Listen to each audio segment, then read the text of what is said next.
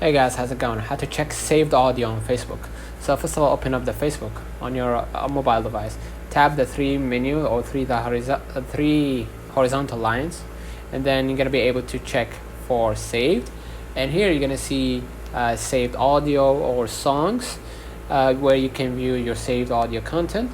If the audio is linked to a specific post or reel, you may need to access it from those sections as well. So let me know in the comments if this video helped you. Don't forget to like and subscribe, and thank you for watching.